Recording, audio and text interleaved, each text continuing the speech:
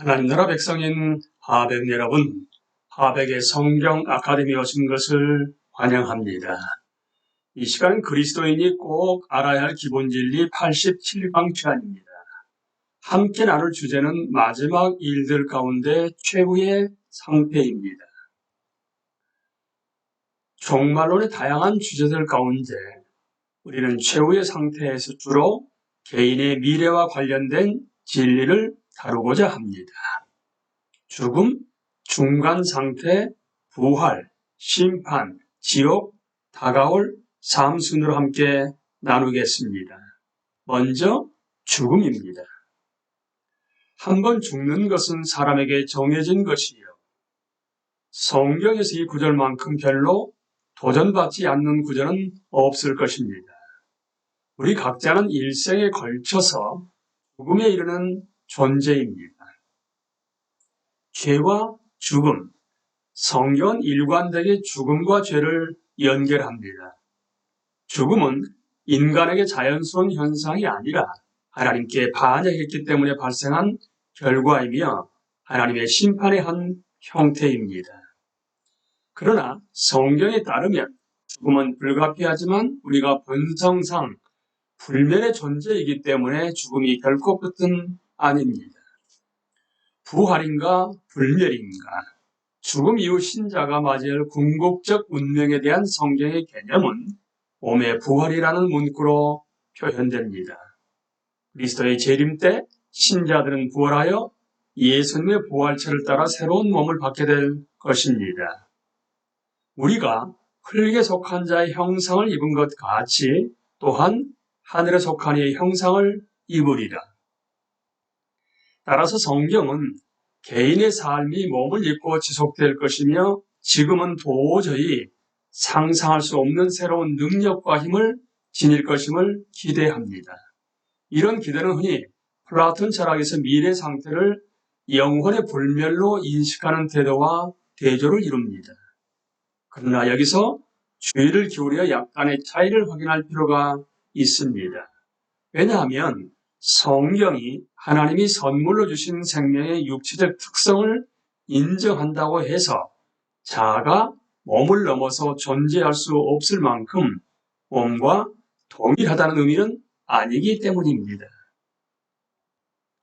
자아에 대한 기독교적 관점은 앞서 인간 존재에 관한 논의에서 언급했듯이 이론론과는 다릅니다.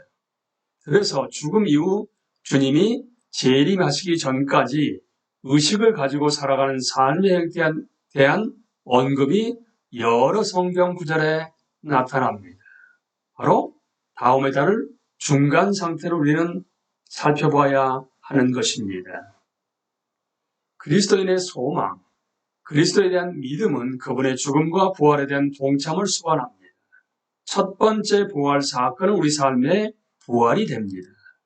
그러므로 그리스도인들은 이미 그리스도와 함께 죽음의 골짜기를 통과하여 새롭고 영원한 생명으로 나아왔습니다.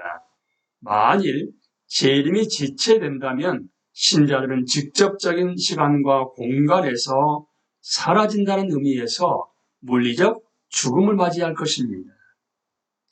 비록 죽음이 여전히 원수이기는 하지만 그것은 성경이 자주 언급하는 완전하고 두려운 의미에서의 죽음, 즉 죄의 심판으로서의 죽음이 아닙니다. 그리스도인은 이미 그리스도와 연합함으로써 영원한 생명을 살고 있으며 불가항력적으로 새하늘과 새 땅으로 나아가고 있습니다. 그러나 이 같은 성경의 가르침 앞에서 육체적 죽음과 주님의 재림 사이의 중간에 있는 신자들의 상태를 어떻게 이해할 것인지 의문이 생길 수 있습니다. 우리는 중간 상태로 넘어갑니다.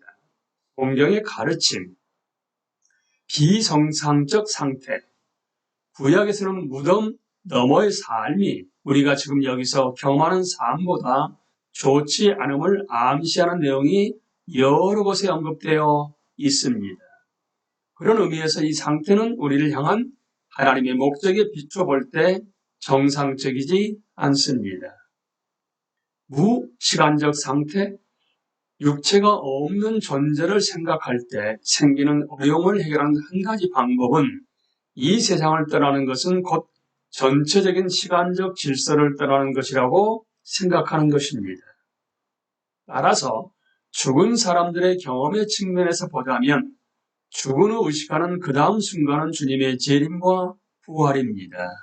죽음 이후의 시간 경험이 무엇을 의미하는지를 교류하는 것은 결코 지혜롭지 못한 일이며 우리가 지금 이해하는 시간과 그것을 동일시하기에는 분명한 모순이 존재합니다. 그런데 한편으로는 우리가 가진 성경의 여러 증언은 이런 해결책을 지지하지 않는 것 같습니다. 잠을 잔다. 잠은 성경에서 죽은 사람의 상태를 묘사하는 용어로 쓰입니다. 이 용어가 사용된 이유를 이해하기가 그리 어렵지는 않은 것은 죽음이 수고로부터의 쉼, 책임의 면제, 일상사에 대한 직접적 관여로부터의 이탈, 다른 형태의 의식 등 수면의 여러 특징을 분명하게 가지고 있기 때문입니다. 그러나 수면이 상당히 의미 있는 작업일 수 있다는 점은 주목할 필요가 있습니다. 일부 사람들은 이를 넘어서서 성경에서 이 용어는 죽음이 주님의 재림과 부활 이전까지 모든 의식을 중단시킨다는 사실을 뜻한다고 주장합니다. 그러나 이 주장은 중간기의 의식을 지니고 살아가는 존재에 관해 가르치는 성경 구절들과 부합하지 않습니다. 세상을 떠나서 그리스도와 함께 있는 것이라는 구절은 특히 이를 잘 보여주며 죽은 신자들의 하나님 앞에서 살아있다는 예수님의 언급이나 그들이 하나님 아버지와 어린 양을 경배하는 요한계시록의 여러 장면들 역시 그러합니다. 또한 앞서 언급한 자아, 곧 육체를 초월하는 실제로서 육체를 입은 나에 대한 철학적 주장 역시 이러한 가능성을 뒷받침합니다. 그리스도와 함께, 이것이야말로 죽음에 대한 가장 중요한 묘사입니다. 몸을 떠나는 것은 주와 함께 집에 거하는 것입니다. 죽는 것은 그리스도와 함께 있기 위해 떠나는 것이며 그러므로 훨씬 더 좋은 일입니다. 기다린다. 훨씬 더 좋은 일임에도 불구하고 죽음은 완전한 실제가 아닙니다. 죽은 사람의 시간을 어떻게 경험하는지 우리는 알지 못합니다. 그러나 성경은 하나님의 제단 아래에 있는 순교자들을 주님의 재림과 새 시대를 기다리는 자들로 묘사합니다. 그들은 거룩하고 참되신 대주제여 어느 때까지 하시려 하나이까라고 부르짖습니다. 교회가 두 시대 사이에서 경험하는 긴장은 어떤 면에서는 죽은 사람들도 동일하게 경험하고 있습니다. 다른 이론들, 연옥, 로마 가톨릭의 연옥 개념은 죽음과 완전히 도래할 새 시대 사이에 중간기의 신자들의 영혼이 하나님의 최종 목적에 합당하게 되도록 정화를 경험한다고 주장합니다. 이 사상의 성경적 근거는 명확하지 않습니다. 이 맥락에서 자주 인용되는 고린도전서 3장 15절은 그리스도의 섬김과 사역에 대한 심판을 다루는 내용입니다. 다른 근거 구절들 역시 직접적으로 해석하면 결코 그런 관점을 가르치지 않습니다. 연옥 개념을 거부하는 또 다른 이유는 이것이 근본적으로 성경의 칭의 교리와 상충하기 때문입니다. 비록 최후의 의식 상태에서 믿음을 고백했다 할지라도 믿음 가운데 죽었다면 그는 그리스도의 완전한 의를 덧입어 의롭다 하심을 받고 하나님의 심판대 앞에서 완전한 용서를 받으려는 보장을 받고 죽은 것입니다. 두 번째 기회, 중간기의 복음에 응답할 수 있는 두 번째 기회가 주어진다는 사상은 종종 보편 구원론의 내용과 결합됩니다. 하지만 이 견해의 근거는 성경에 찾아볼 수 없습니다. 한번 죽는 것은 사람에게 정해진 것이요 그 후에는 심판이 있으리니. 이런 예수님이 들려주신 부자와 나사로 이야기에서 보듯이 명백한 사실입니다. 환생, 특히 힌두교를 포함한 동양 종교는 죽음 이후의 생명이 환생을 통해 지속된다는 사상을 발전시켰습니다. 이것은 업보의 법칙, 그러니까 응보의 원리에 의해 인간이 이생에서의 행위에 따라 혹은 내적 정화 과정의 일환으로 사후에 새로운 사람이나 다른 피조물의 형태로 시공간 세계에 다시 들어온다는 윤회라는 가르침입니다. 여기에 엄청난 철학적 난제가 따른다는 사실은 별개로 해도 이 견해는 결코 성경의 지지를 받지 못합니다. 성경에 따르면 인간은 하나님이 자신의 형상대로 창조하신 개별적 개체이며 이 땅에서 단 한 번뿐인 삶을 살면서 그에 대해 책임을 지는 존재입니다.